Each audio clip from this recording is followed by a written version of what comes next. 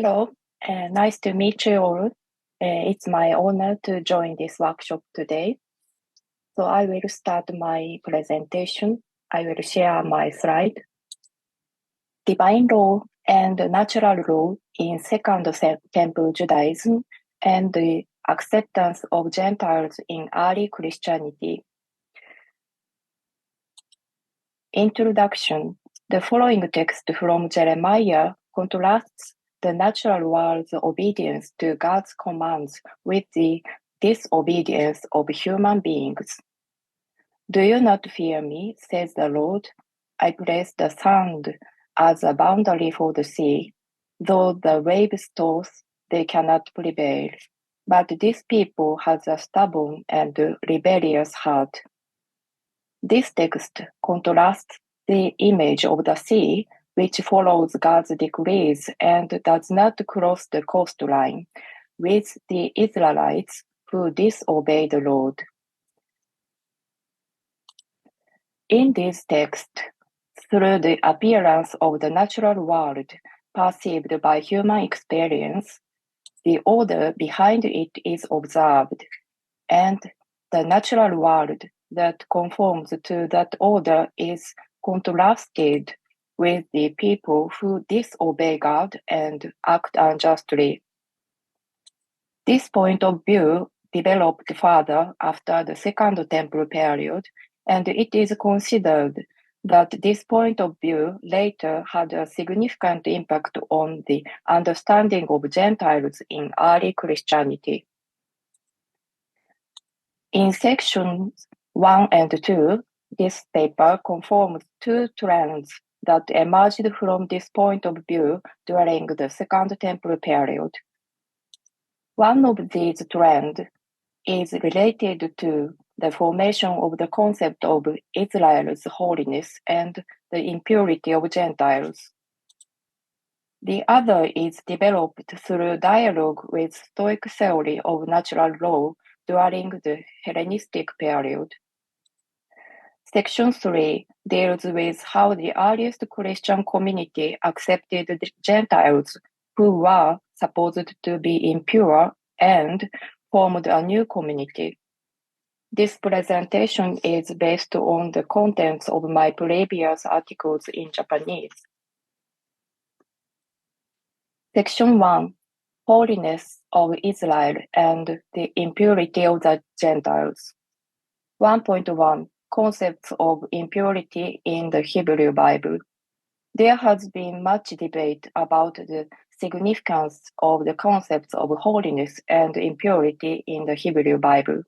In particular, J. Clavan's research, which classified impurities in the Hebrew Bible into ritual impurity and moral impurity, had a great influence on subsequent discussions.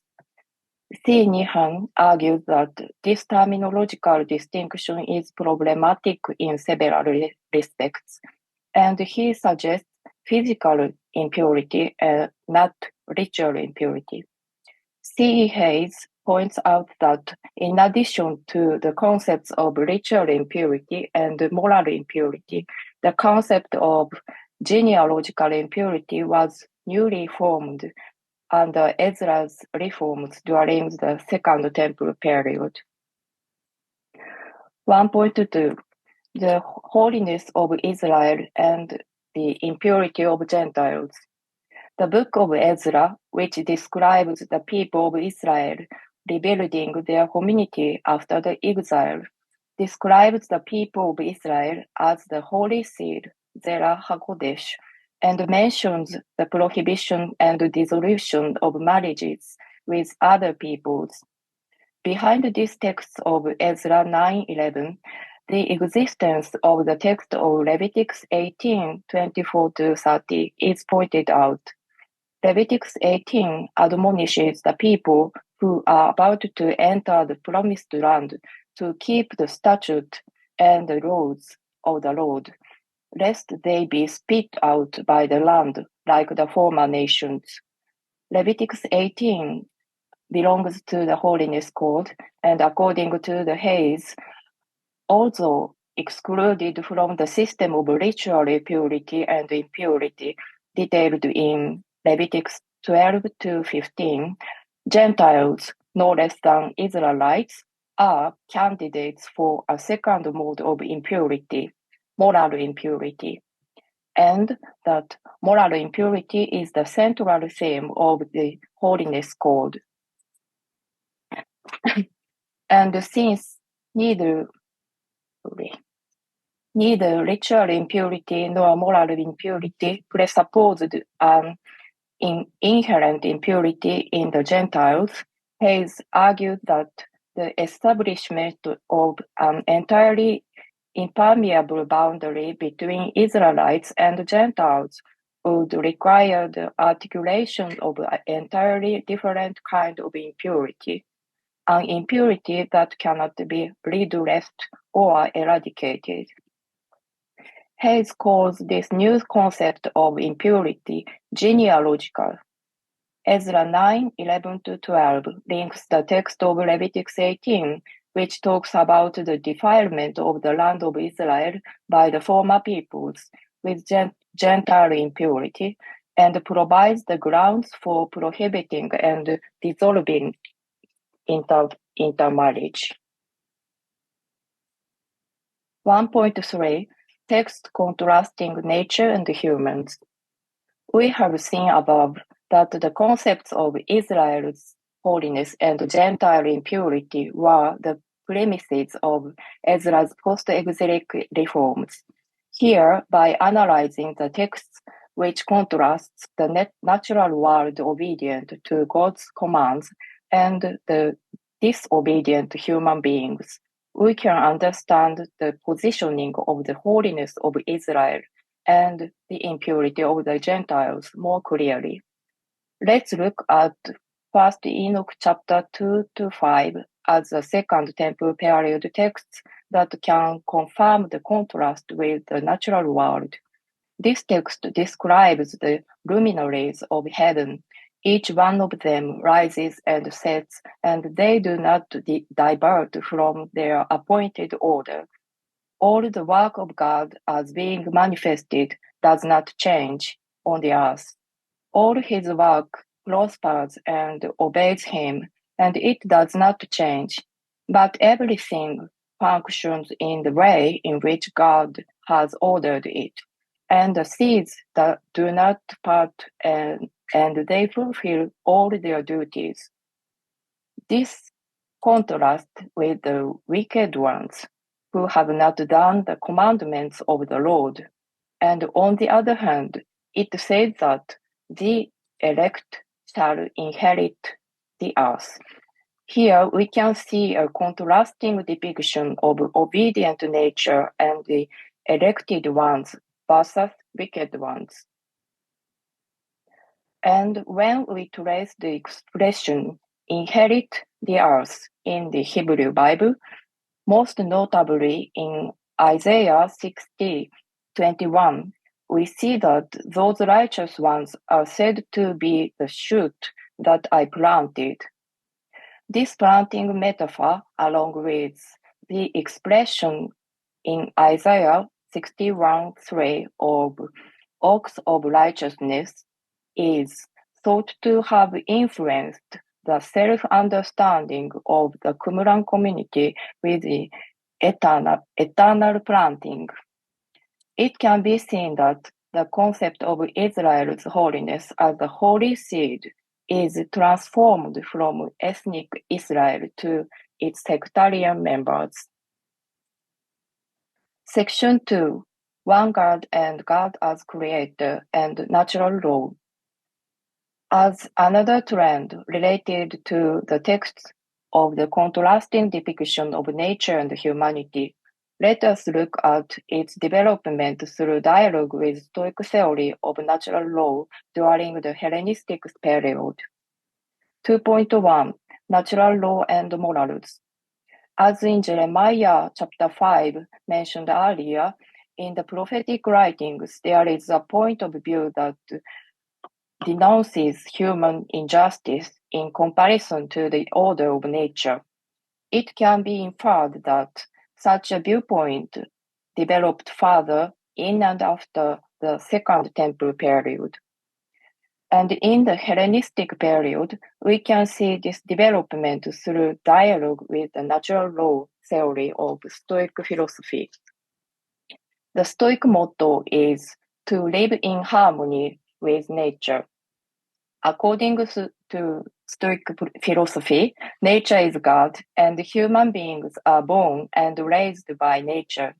And virtue is perfected in living and dying by accepting what fate gives them.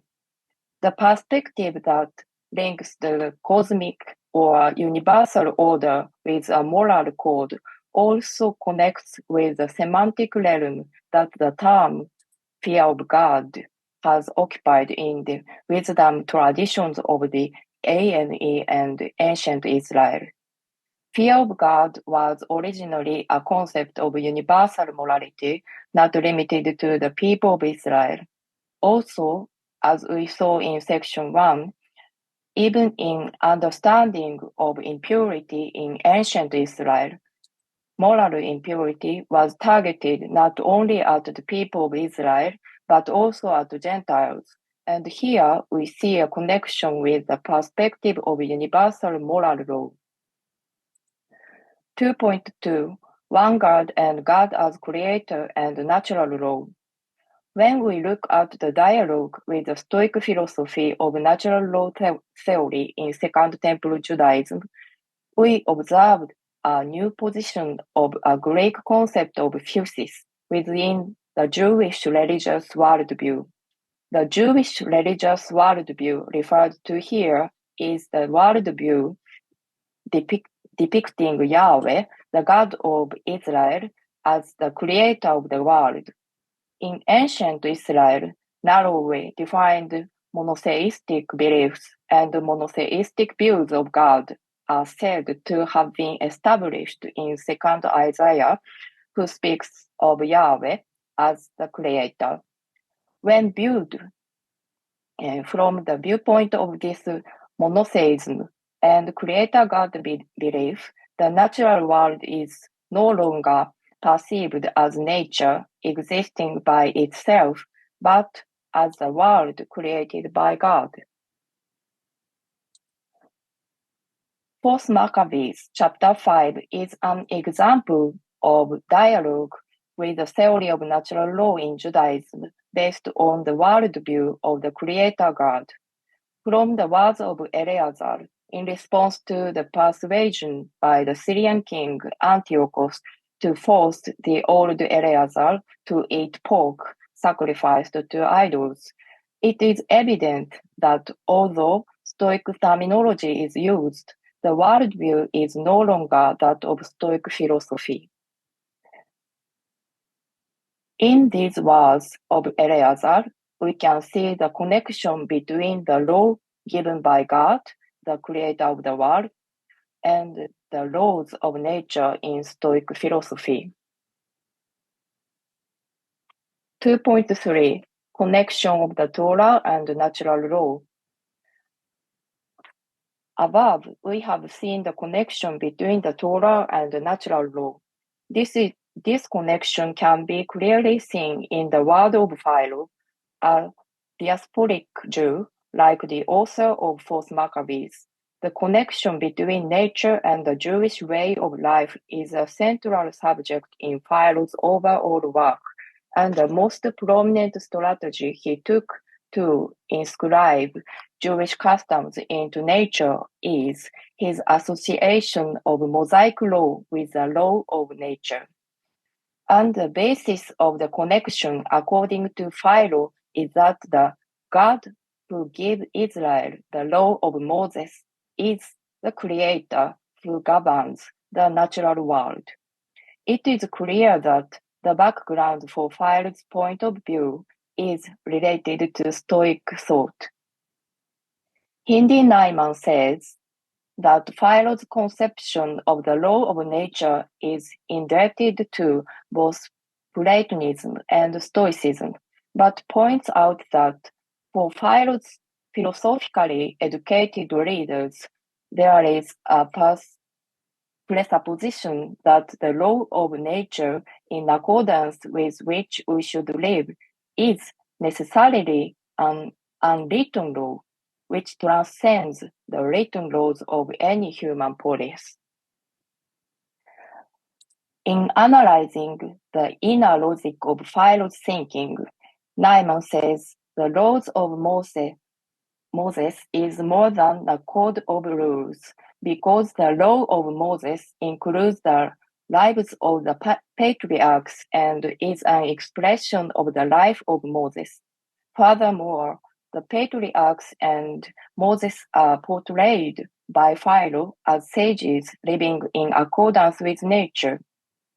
And of the patriarchs, Philo's following word is cited that they were not merely obedient to the law, but that they themselves were living and rational law. Philo's words that the patriarchs are sages who have fully internalized their dispositions to live in accord with nature, so that their life itself is the law of nature, recalls for us the passage in Romans chapter 2 of the words of Paul, when Gentiles who do not possess the law do instinctively, say, what the law requires, these, though not having the law, are a law to themselves. Section 3. The acceptance of Gentiles in early Christianity. Christianity, which was born as one of the sects of Judaism during the Second Temple period, eventually included Gentiles and later established its own identity as a religion centered on Gentiles. The acceptance of Gentiles, which can be said to be a branching point from Judaism, is an element related to the foundation of Christian identity. We saw in section 1 the formation of the concept of the impurity of the Gentiles in Second Temple Judaism, and it seems that even in the New Testament, among the Jews at that time, there was an awareness that the Gentiles and impurity were linked. How did Christianity, which emerged from Second Temple Judaism, accept the Gentiles who were associated with impurity? 3.1 Paul and Natural Law. It is pointed that Paul is aware of the Hellenistic Stoic view of nature. In section 2.3 above, Philo, who talks about the unity of the Mosaic law and natural law, says that the patriarchs themselves, who live in harmony with nature, are the laws. We saw overlap in Pauline point that the Gentiles themselves are the law.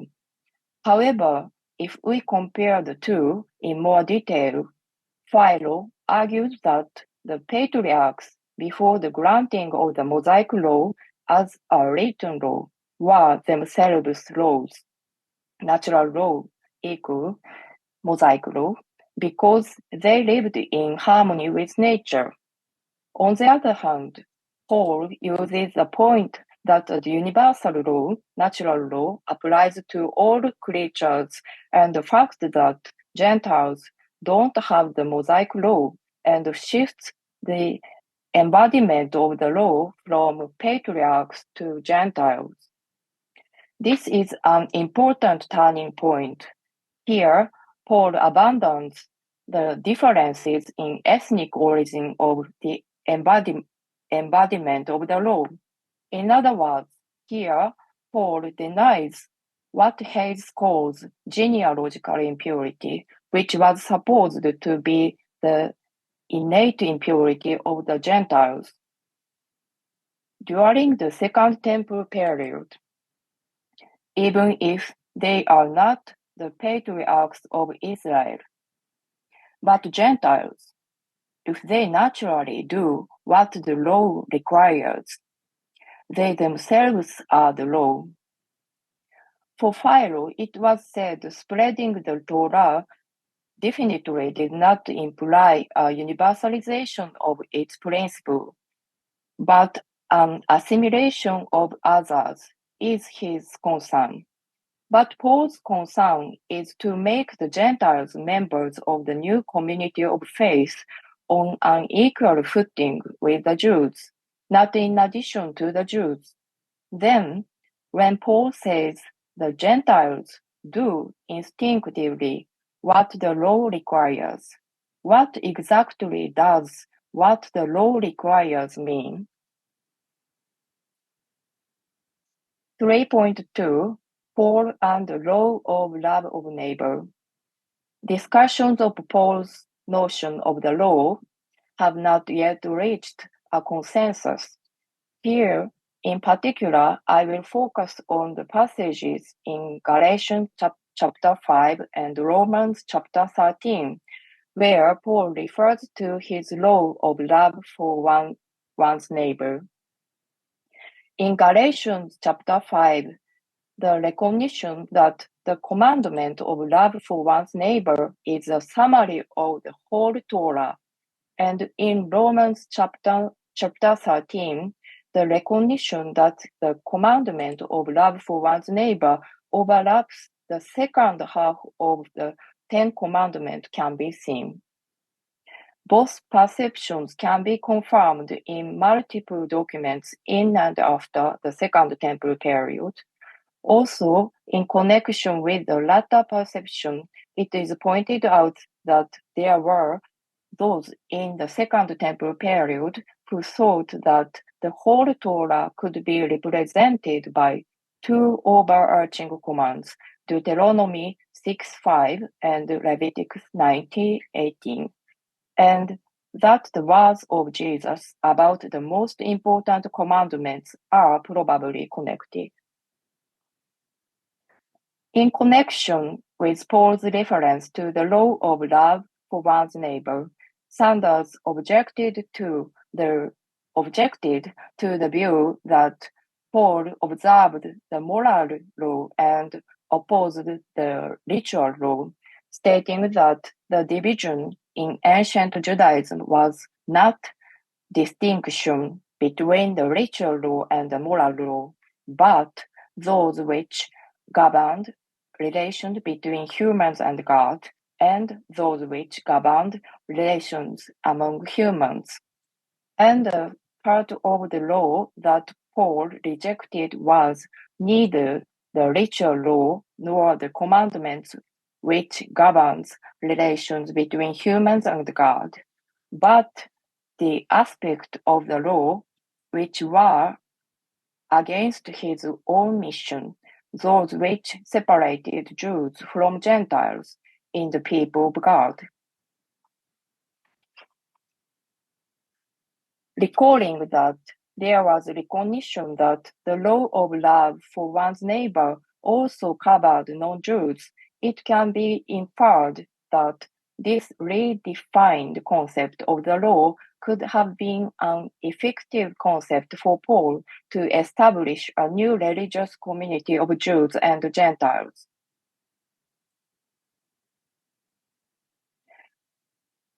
It is not that Paul abolished the law, but that he devalues the distinction between Jews and non-Jews.